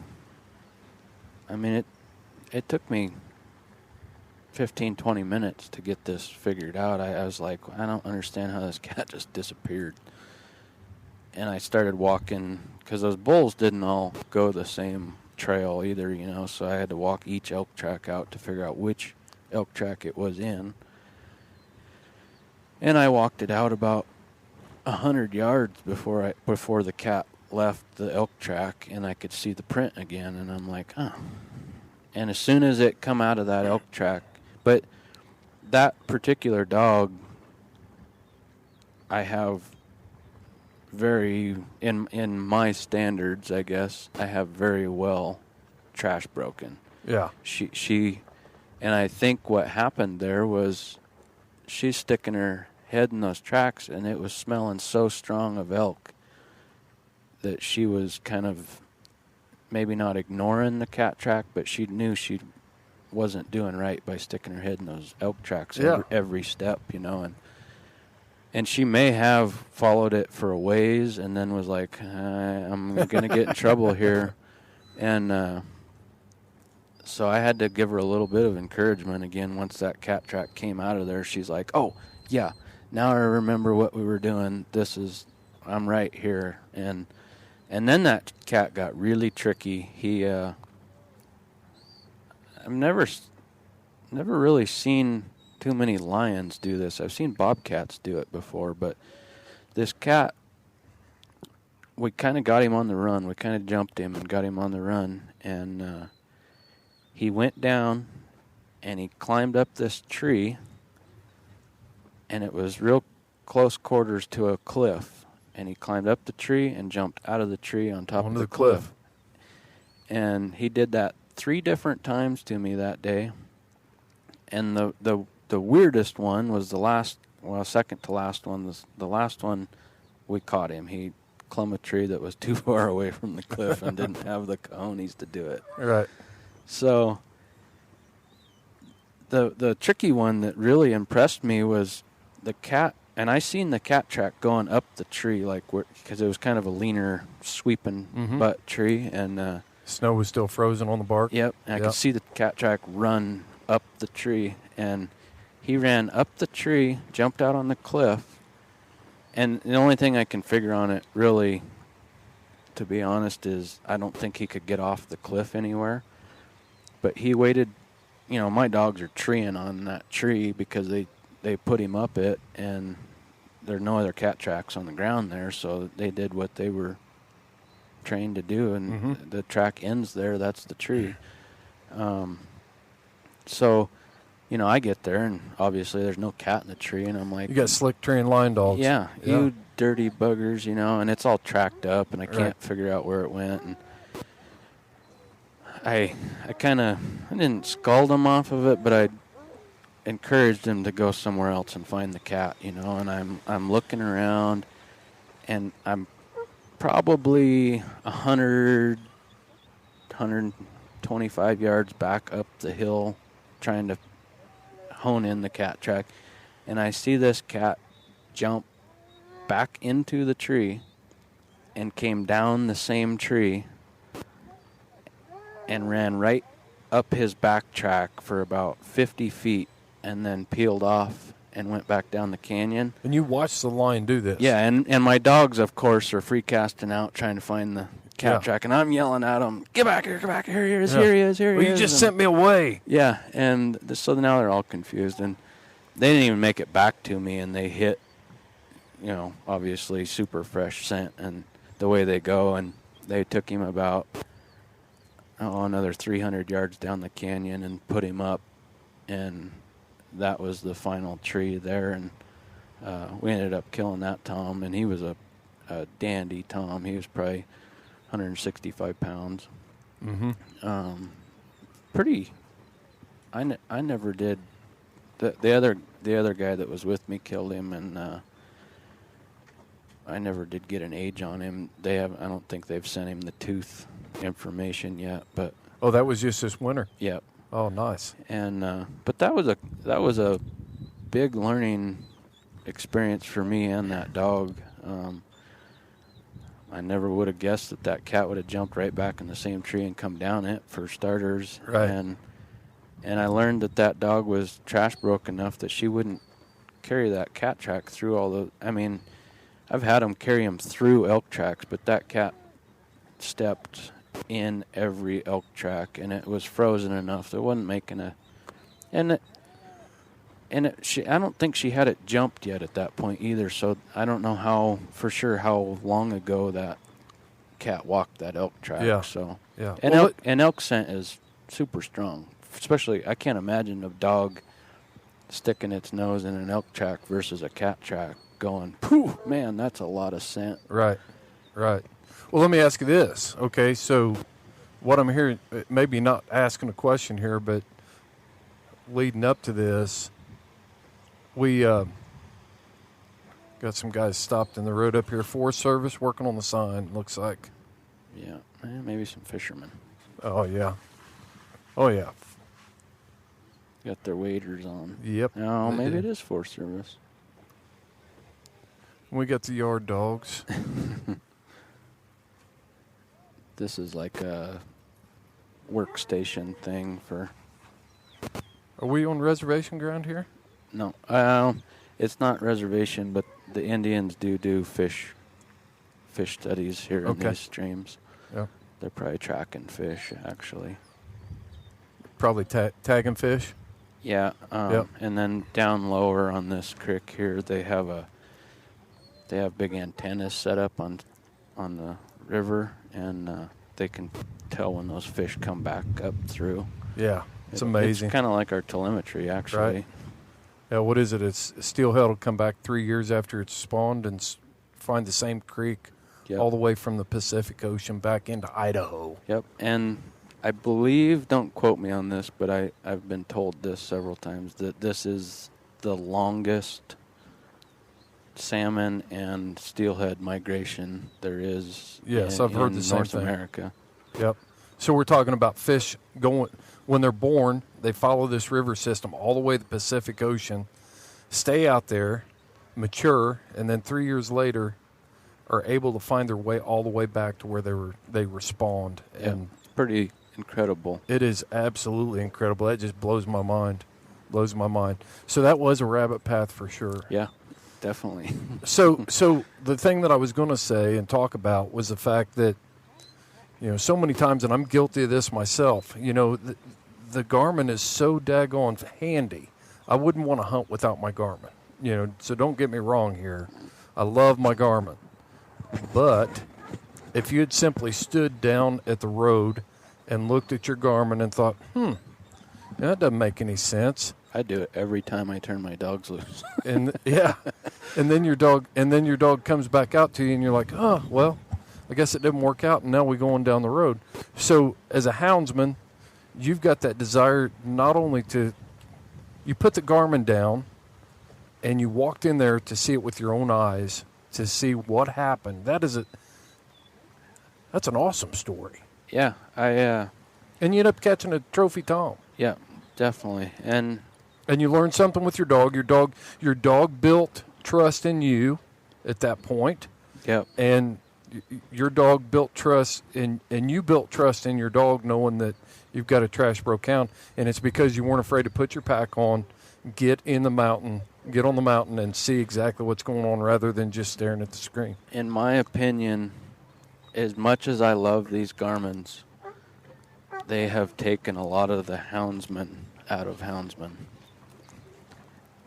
Between these and social media. Oh, here we go. It is. These and social media have probably crippled our sport more than anything. I'm going to take a different stand on that.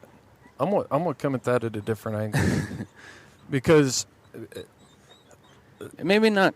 Maybe I shouldn't say crippled. No, stand your ground here. Change it. I hear for what sure. I hear what you're saying. It's changed it.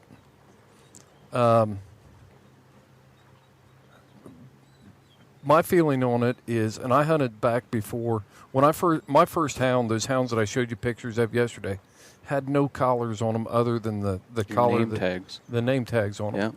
Yeah. I'm dating myself, but Wow. I remember the days of not having telemetry, and then I remember my first telemetry, and then I remember my first tracking system, or my first GPS system that I got, and now the thing that I saw when I got my GPS.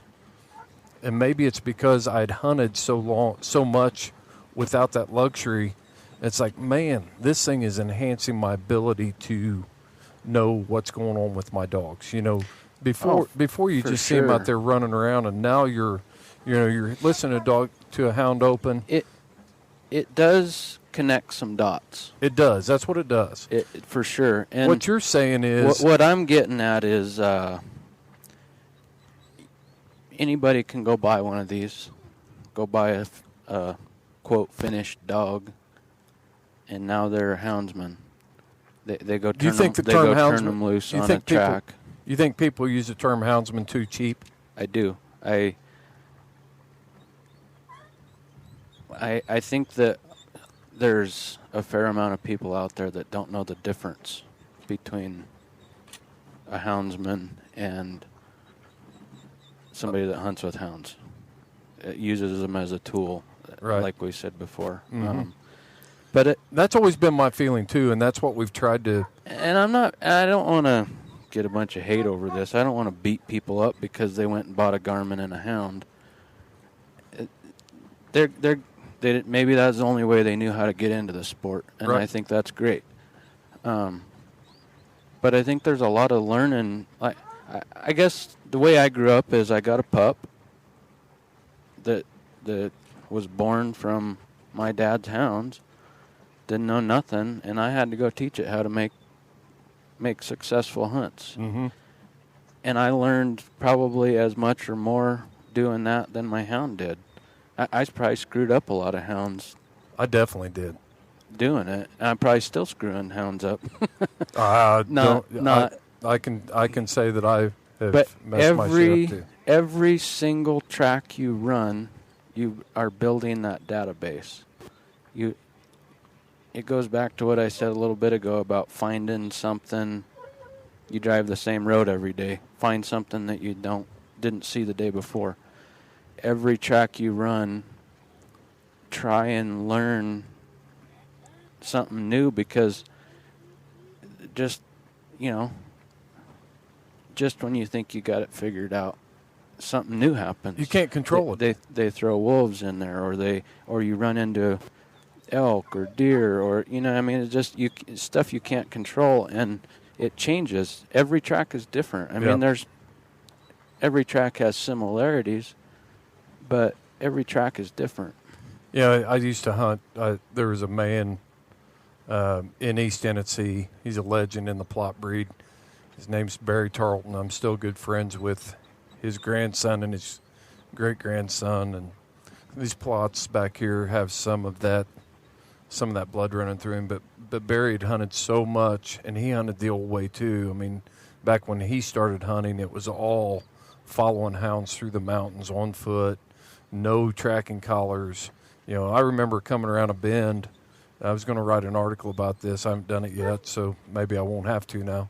But I came down through a laurel hill out of a mountain. I was coming off of a bear tree, and Barry is sitting down there with a cow's horn, and he's blowing this cow's horn because he's still training his dogs to come back to My the dad horn. used to use one. And but Barry knew he'd ran so many bears in that country, he could tell when they were going to, which low gap they were going to cross. And a lot of times he was right. He was 82 years old and wasn't actively out on the mountain, but he was there every day, and he would, which way they headed? Oh, they're headed up Piper Creek. Yeah. Well, he's going to cross at the head and probably that low gap right there and drop over into Horse Creek. And sure enough, there he goes, you know. So even though everything's different, you still use that experience. But here's what I was going to say about Garmin and new hunters. I think we are on the we are living in an age right now where I think we've seen the pendulum swing as far as it can to the left towards a culture that doesn't understand where their meat comes from. It's going to come crashing back. Yeah, it has to. I'm going to stop. I'm overheating here and got to take a shirt off. Oh, I thought your truck was overheating. But I'll finish my thought while you're doing that, and I'll ramble on and pontificate here. That's a good word, pontificate. Bloviate might be a word. But we've seen that pendulum swing as far as it can, and then with this COVID stuff, you look at what's going on in our culture. All the gardening supplies are gone. The meat shortages, we had this perceived meat shortage, which I saw 6 million cows between here and Indiana, so we've got plenty of meat, but it hasn't been readily available. So people are looking more to the land to figure out how to live, more so than I've seen in ages. And I really think if we handle this right as a hunting community and bring these people in and show them how to do this stuff, it's a golden age. It's like the golden age of conservation from the 1930s all over again. If we see it, if we're not greedy, if we don't get worked up about, what's this guy doing parked up here? What's this? Yeah. And that's hard. That's hard for me. I don't want to drive up. I do not want to drive up this trail and meet another hound dogger today. Yeah. I don't. But if I want to see my lifestyle continue on into the future, I really should be hoping that I drive up here and there's a couple 16, 17, 18-year-old kids with a few hounds and a pickup truck, and they've got Garmins in their hands. I got to look at that as an opportunity for me to talk to them about it. If I see hikers up here, I want to stop and I want to talk to those people and let them see our hounds and let them see that, Diablo and Cajun like to get their ears scratched just like your little fat Springer Spaniel there. Yeah, and that is one thing. People ask me all the time, and I see if I get a strike on that chipmunk. People ask me that a lot, like, are your hounds nice? Can I pet them? And I get it when they're in a truck. I understand that because I don't like petting people's dogs when they're in a truck because, like that cow dog in the back, he would never hurt a fly, but he looks meaner than all get out when he's in that truck. Oh, yeah. And I don't know what he would do if I wasn't in the truck or standing there. He may bite somebody. I don't know. I've never tested it out. But that's kind of one of the big misconceptions that I see a lot is people think hounds are mean because they chase bears and lions. And I think that's part of the perception that we have an opportunity to change right now. Turkey license, we're up 30 to 40% this spring. Fishing licenses are through the roof. Fishing tackle sales are at an all-time high. People are looking for opportunities, and there are more people in our national forests than what we have seen in a long time. So let's take advantage of that, and let's reset. Let's control the narrative here, who we are and what we do and why we do it, and let them see our dogs. And I wrote an article recently and posted it on our Patreon page, and it talks about that very thing. We've got to seize the moment as a hunting community and control this narrative. Don't let Disney define who we are, and don't let the anti-hunting crowd define who we are and what our dogs are. These dogs are... Let's make our own face. Yeah, absolutely. And I think we've got a great opportunity to do that right now because the public is hungry right now and they want to know what's going on. But if we see somebody and we don't stop and we don't wave and we don't speak, then we've just reinforced the narrative they heard. We're mysterious. And that's a shout out to those houndsmen, hunters of any caliber of, be our face. Be our good face.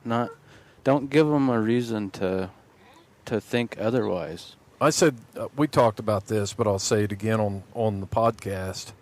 Everybody wants to come out and say, we need more hounds. Or, we need more people in hunting.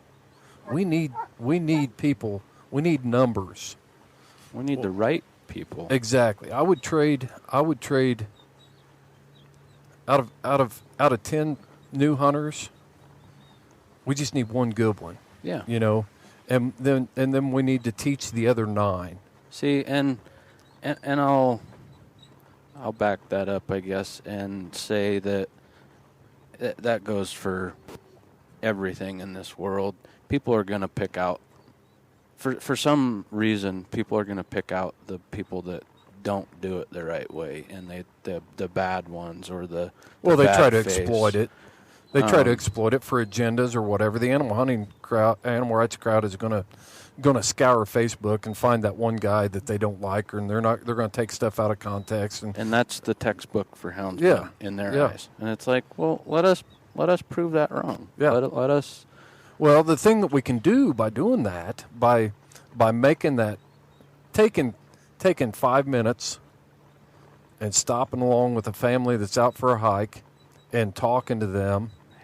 How are you now, doing, when they see that garbage come across on YouTube or social media, now they've got something to base their knowledge on. And they're starting to think, man, the guys, I met some houndsmen, they weren't like that. Yeah. Those guys weren't like sure. that. So, yeah, that's good stuff. That's good stuff. Man, I was hoping we'd get a bear strike by now. Yeah. We've talked philosophy for a long time. Yeah, no kidding. But I'll tell you what, I think we better probably put a cap on this one, Michael. Yeah. You got anything else you need to get out there off your chest? Any philosophies you want to share? Nope. I think if you had one thing that you wanted to tell houndsmen, the most valuable lesson that you've ever learned as a houndsman, what is it? What would you want to share with somebody? Don't ever stop learning. You can always, no matter how good you are, you can always be better. Learn from your hounds. Learn from your bad hounds. Learn from your good hounds. Learn from them, all of them. I mean, just that I try to be as big of a sponge as I can. Just always keep learning, because that's what's going to make you better. And I don't know, if you get to the point to where you think you know it all and you can't learn anymore from, I mean, learn something from somebody way younger than you and way older than you, and I mean, take it all in. Learn as much as you can, because you just for me, I always strive to be better, and to learn from everybody I can. So just keep on trying to make yourself better, and that's gonna improve our hound community. Yep, I agree, and that's just good lesson for life in general. Yep. You know, everything, whether it's being a parent, whether it's being being an employee, whether it's being a hunter, whether it's being a deer hunter or houndsman or whatever, For sure. You just never, if you stop learning before you draw your last breath, you've cheated yourself in life. Yeah. You really have. Well, Michael, we're going to go up here and keep moving up this trail here, and we may end up striking a bear, which I hope we do. If it's got cubs with it, it may turn into a split race, and maybe we'll end up treeing a double up here. But when we turn these dogs loose, make sure that you're going to follow your hounds and I'll follow mine. Yes, sir.